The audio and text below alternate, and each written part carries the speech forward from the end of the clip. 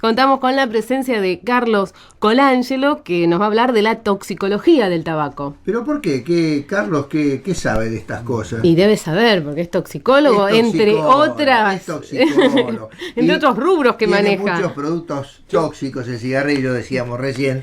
Yo pensé que sabía porque fumaba. No debe fumar. A ver, vamos a saludarlo y que él nos aclare. Hola, Carlos, ¿estás en línea? Sí, ¿qué tal? ¿Cómo andan? ¿Qué tal? Bienvenido al programa. No sé si... escuchando lo que estaban comentando. ¿Te están difamando? ¿Fumás vos? Totalmente, ¿no? Ah. Nunca he fumado, no me ha interesado nunca. Sabrás por qué. Vos debés tener una cuestión que se justifica con el cigarrillo. Profesionalmente sabe por qué no.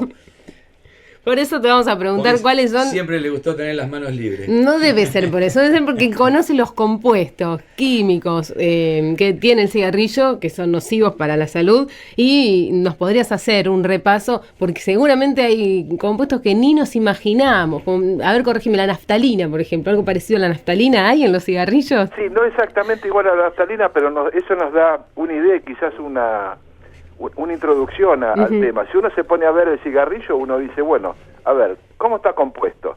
Entonces el cigarrillo va a tener papel y va a tener el tabaco. Entonces uno dice, el tabaco es una planta, pero cuando se fabrica eso, hay un montón de aditivos. Entonces tenemos que empezar a considerar los productos que le agregan como aditivos. Y le agregan, por ejemplo, formaldehído, formol, que también se usa para el alisado del pelo, que ya se ha charlado en otra ocasión. Entonces uno dice, ¿qué le ponen eso al cigarrillo? Sí, y ahora se sabe que el formol es un cancerígeno. Y estamos sumando ya uno solo. Imagínense, aparte de eso, que cuando uno lo prende, también está generando un montón de compuestos químicos.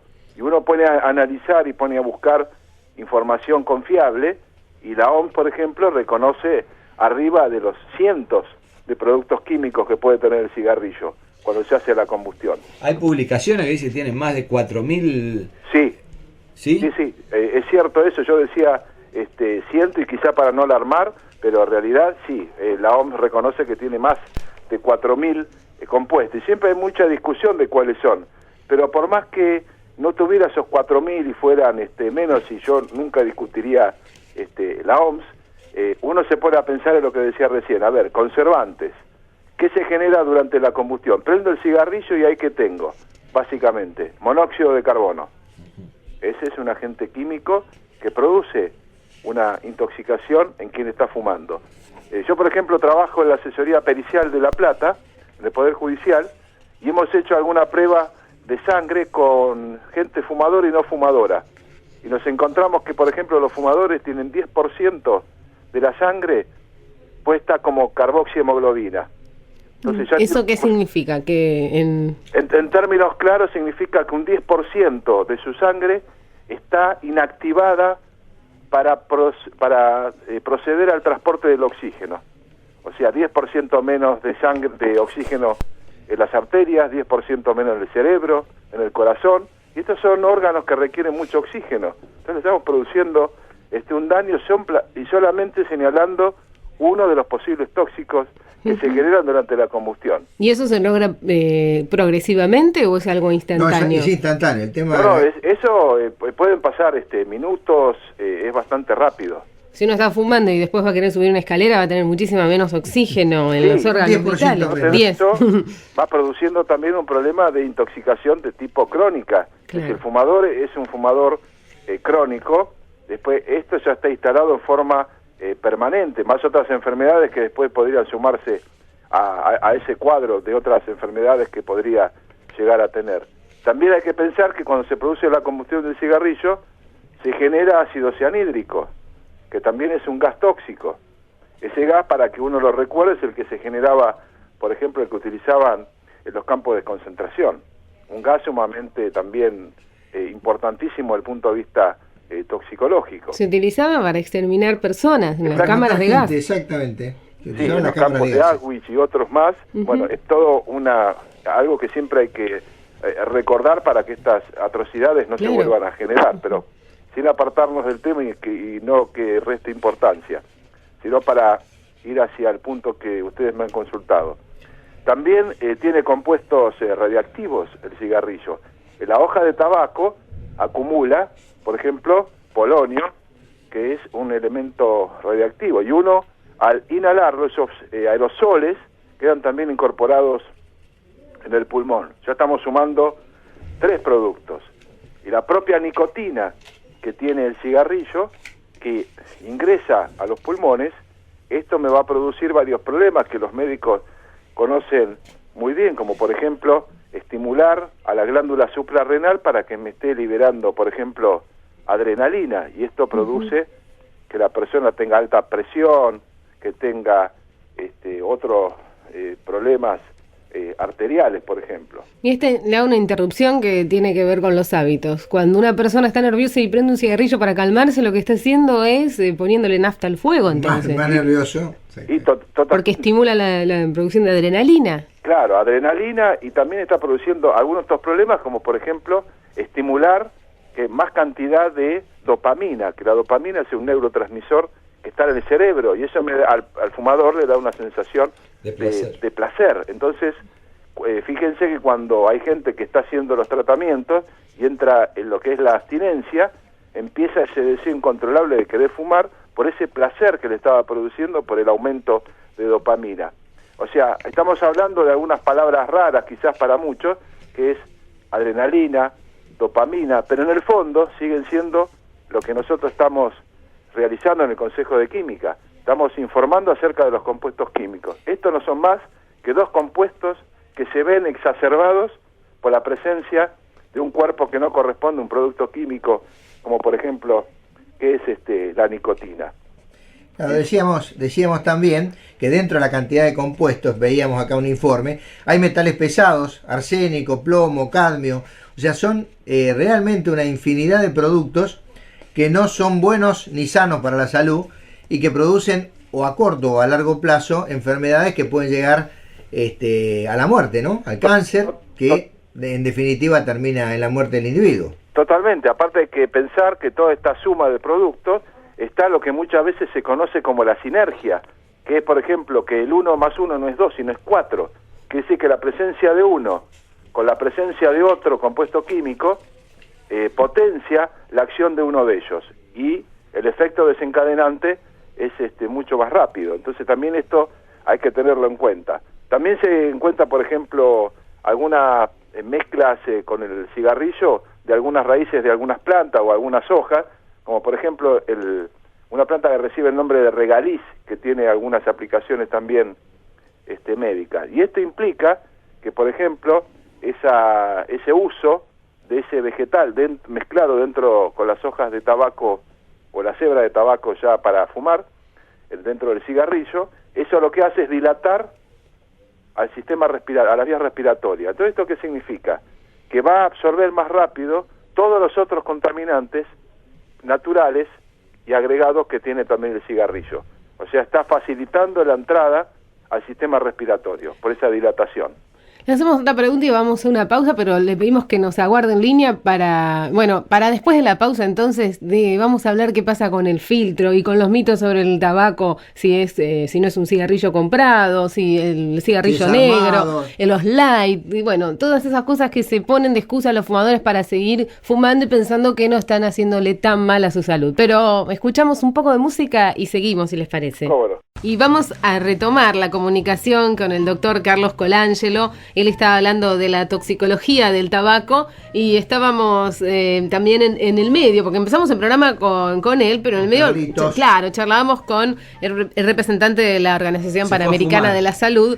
Se fue a hacer un recreo. No sigan difamándolo, que nos está escuchando. Fuma en pipa, no fuma cigarrillo, Carlito, pero fuma en pipa. Mentira, no es cierto, mentira, ni pipa ni nada, no fuma. Nada. ¿Por qué? Porque tiene mucho conocimiento también del tema. Cosas. Bueno, genial. Carlos Colangelo, ¿nos estás escuchando? Sí, total. Andrea, ¿cómo estás? Muy bien, bueno, gracias por volver a esperarnos tanto. Habíamos quedado pendientes con un tema, que eran los mitos a través de lo que puede dañar o menos de un cigarrillo, si es negro, si es light, si tiene o no tiene filtro, si es armado en forma casera o si es de una marca. A ver, ¿hay algún cigarrillo que haga bien o alguno que no haga mal? Y a partir de ahí arranca. El cigarrillo del amor. El cigarrillo que no se fuma. A ver. Yo diría que lo mejor para disminuir el riesgo de fumar sea cero en la salud, realmente es no fumar. Claro. Entonces, ese sería el mensaje que uno podría dejar reflejado en la audiencia y cada vez que uno habla de este tema. Y Andrea hacía, por ejemplo, referencia al cigarrillo light, por ejemplo. El cigarrillo light ha tenido mucha difusión en el mundo y uno debería decir un poquito qué es. Bueno, claro. Por ejemplo, le ponen algún tipo de filtro especial, que el filtro sea más poroso para que salgan con cámaras de aireación, pero el fumador cuando lo toma con las manos y todo muchas veces tapa el filtro y no ejerce su acción. Otros dicen, bueno, cambiemos el papel para que sea más poroso y los productos químicos salgan de cuando está fumando y antes de entrar al pulmón y todo, pueda ventilarse por ahí. Esto tiene un costo adicional, pero tampoco, por más que así fuera, ejerce una acción, digamos, para poder limpiar absolutamente todos los agentes químicos que se están ingresando en el organismo. También se habló durante épocas también, por ejemplo, del cigarrillo de lechuga, mezclado también con tabaco, también todo un mito. Entonces vemos que muchas... Fumar lechuga, ¿no? La verdad que ya era... No. Y hacían eso. Pero eso tenía una faceta interesante.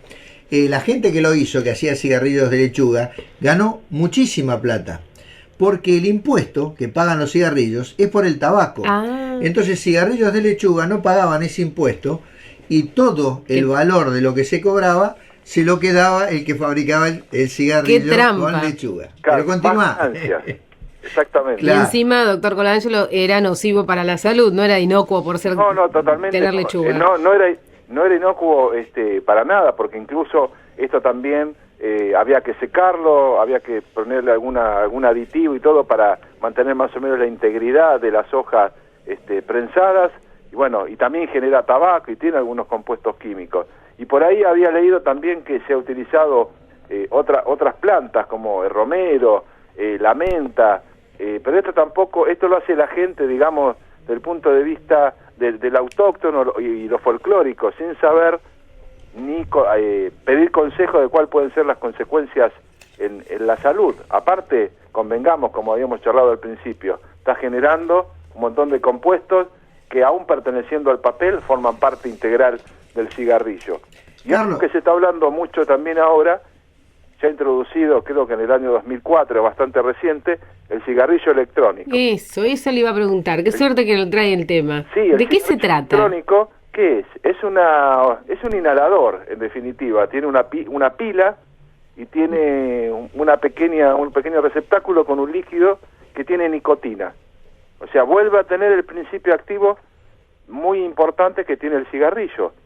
Entonces, en una concentración quizás menor, pero hay algunos agregados químicos también en el medio de esto que pueden producir algún tipo de neumonía en la persona que lo consume. O sea que tampoco es una solución. ¿Y despide gases? Ahí en los gases no, porque ahí no tenemos papel. Entonces lo que es un inhalador que desde un líquido me genera un vapor, que es lo que yo inhalo. Entonces tengo un vapor de nicotina con algunos excipientes que tiene ese producto. Pero me voy a referir a algo muy importante, que en nuestro país, por ejemplo, el ADMAT dice que ese producto está prohibido, el cigarrillo electrónico. Porque no se demostró que tenga una acción de reemplazo para brindar un mejor estado de salud de quienes utilicen el cigarrillo electrónico. Entonces tampoco ofrece una solución de base. Claro, digamos, Carlos, que todas aquellas cuestiones que tenían que ver con los filtros, con los distintos filtros, con el cambio de papel, eran también marketineras, o sea... Totalmente, incluso muchas de las tabacaleras usaron durante los años de desarrollo para hacer una estrategia de proceso de cambio, estos cambios en los cigarrillos de tipo light con máquinas de fumar, o sea, máquinas electrónicas que imitaban el hábito de fumar de las personas, iban evaluando cuánto entraba de nicotina, cuánto entraba de monóxido de carbono, pero estaban comparando máquinas con personas. Claro. Con lo cual no es totalmente extrapolable los resultados que se tenían. Pero digamos que todo indica que el cigarrillo produce realmente secuelas muy importantes en la salud, e incluso uno puede ver también aconsejado en nuestro país, que es donde estamos viendo, por el ANMAT, de las propagandas en los cigarrillos para que las imágenes causen impacto en quienes tienen el hábito de fumar o quienes quieren empezar con el hábito de fumar. Uh-huh. Sí, ese es un tema que trajo discusión cuando se lanzó, pero que ahora vamos a ir teniendo los resultados, así que se va a hablar sin hipotetizar, sino teniendo ya, sabiendo si se bajó el consumo, qué pasó con la gente, si inhibió la compra de las marquillas, o qué pasa. Conozco gente que las tapa con un papel blanco para no ver la foto, así que algo les causa. Tendríamos las estadísticas de los próximos años. Claro. Si esto pega o no la población. A mí me parece que pega el tema. Sí, pega, pero bueno, nos tenemos que ir, así que vamos a retomar porque nos quedaron muchos aspectos pendientes, incluso esto que es un hábito, así que el aspecto social todavía no lo hemos tocado y vamos a seguir tratándolo en el programa, siempre relacionándola con la química. Gracias, Carlos Colangelo, por estar con nosotros. Por favor, a ustedes por haberse comunicado, muchas gracias.